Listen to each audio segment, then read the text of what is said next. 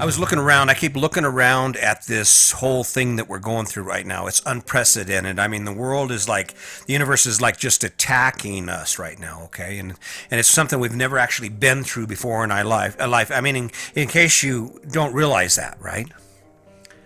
And I'm trying to take advantage of it, but one of the things I spend a lot of time doing in preparation for this podcast and sharing my ideas with you is I spend a lot of time looking at things and trying to figure life out and the things I see, try to make sense of it.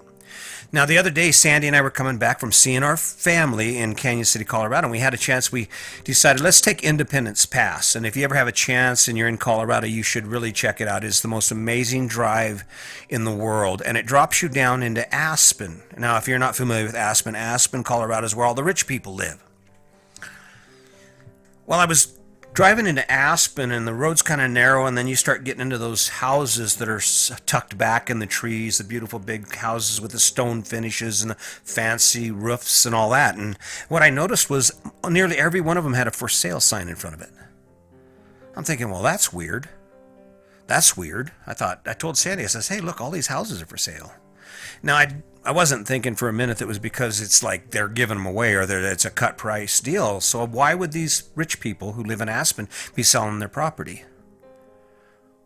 Well, then it dawned on me. They're selling their property because the market's hot. The hot market's hot, and there are a lot of indications that the market's going to crash. So I'm thinking, well, okay, all right, I see that. So what's that have to do with us? And what does it have to do with you, moreover? And that is that, so what these rich people are doing is they buy low and they sell high. That's exactly how people put money in their pocket. And unlike those rich people in Aspen, there's a lot of people who have a lot of equity in their homes. You probably have a lot of equity in your home. And depending on your financial future, even, let's just say, even if you're financially secure, why would you hold on to your property with the risk of it being upside down on it if the economy actually goes to shit? Let's say 3 years ago you spent $180,000 on your house. And for whatever reason you haven't paid it down that much. Well, and the market takes a dump. What's going to happen to your equity?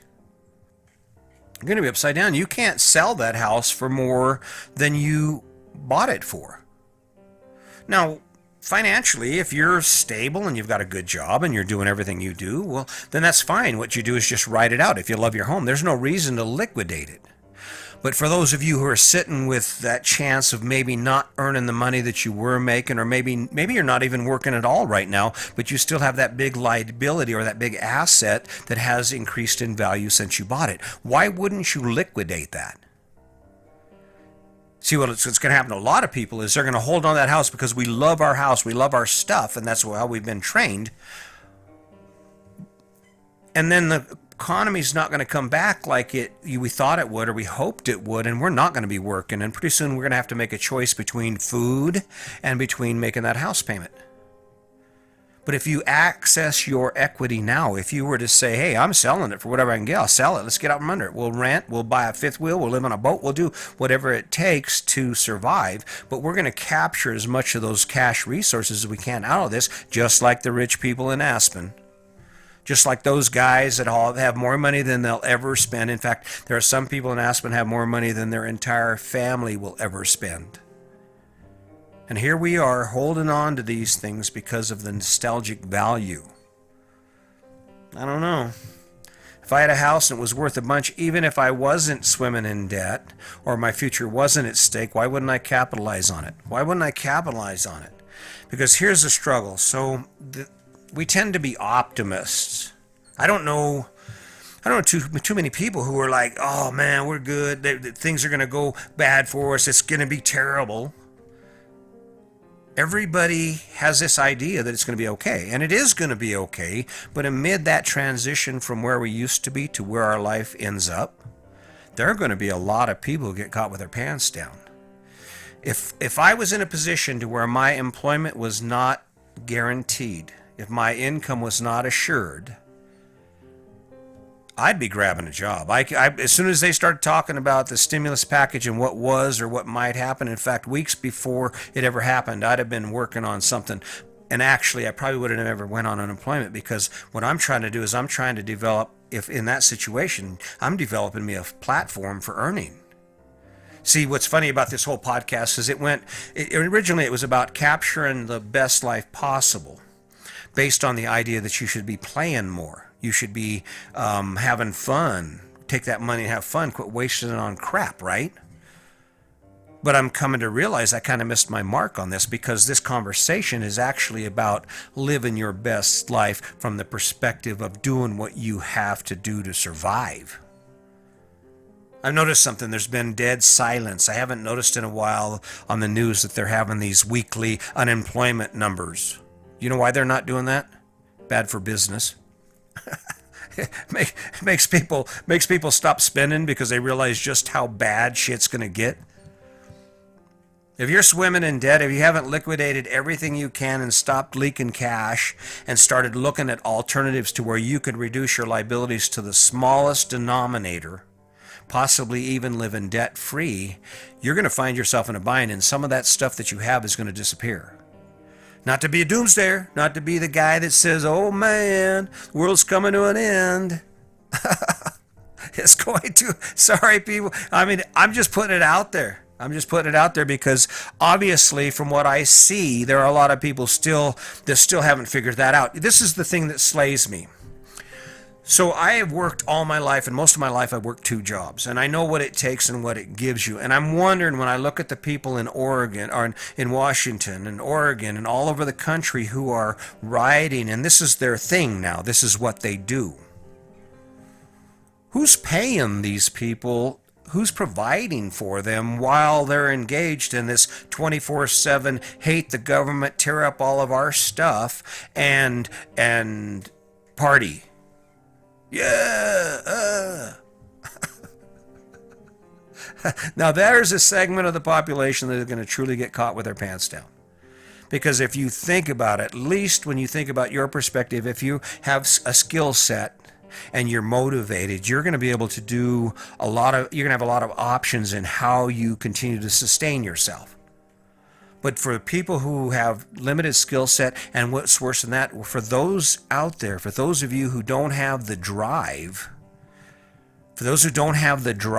to actually create an opportunity, not to wait for one, but to create an opportunity, shit's going to get ugly.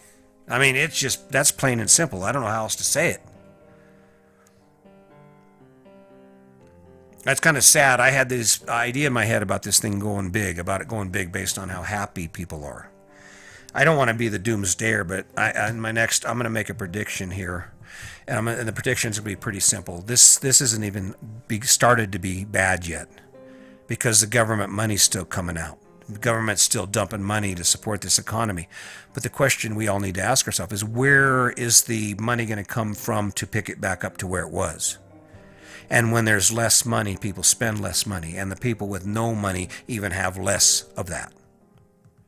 See, I know some people have really taken advantage of this. In fact, people that should be back to work, working in jobs that they had, are finding excuses for not working simply because it's more lucrative to stay home. And I see that argument. It is lucrative. I know people who quit their jobs just so they could hang out and spend the summer hiking because they were getting paid pretty damn good by the government.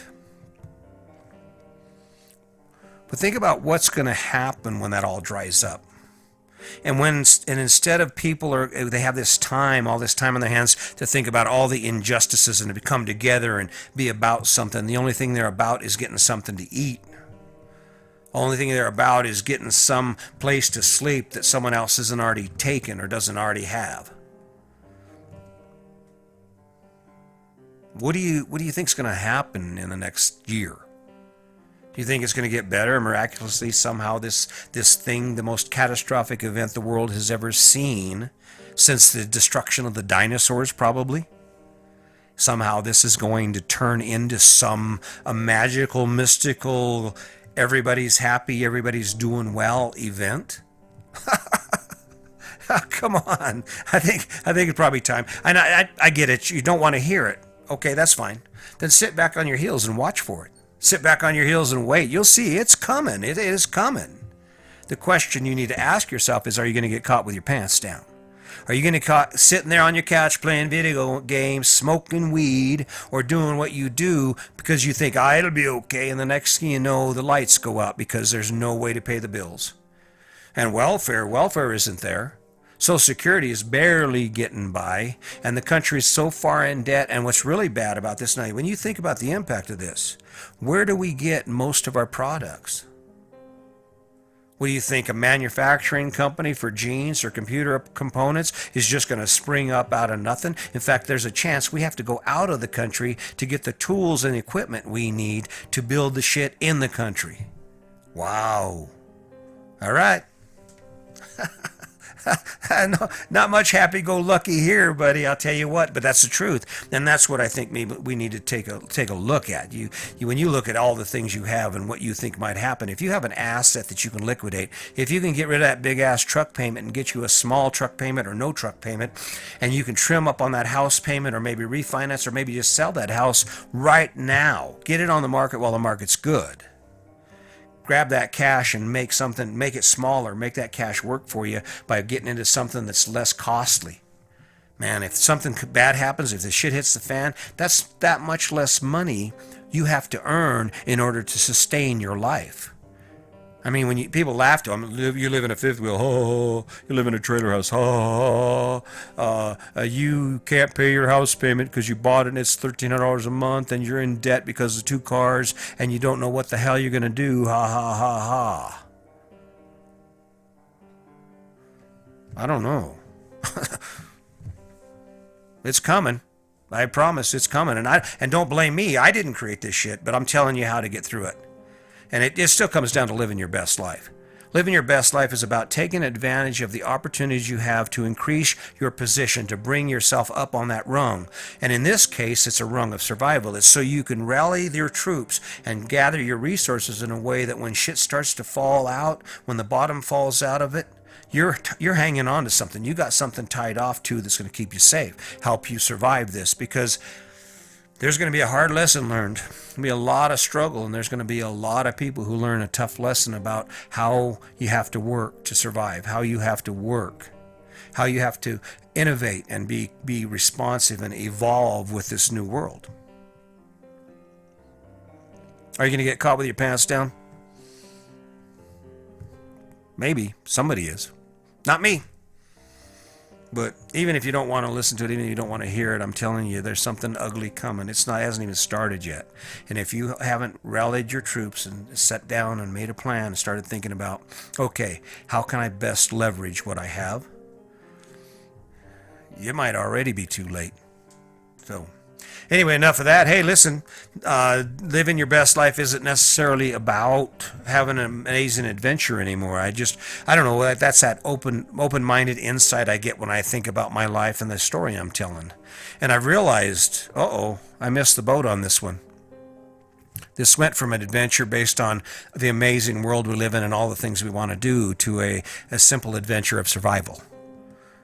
Living your best life now is about capitalizing on your resources, generating enough cash, finding a way to sustain yourself, cutting your expenses, and capitalizing on the benefits. If you have that big-ass house, man, I would liquidate it. I would get me an apartment. I would hunker down, and I'd get ready to start working real hard at the thing called living.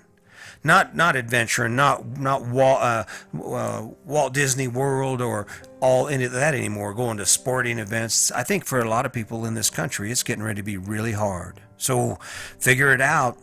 Start looking at it because it's coming.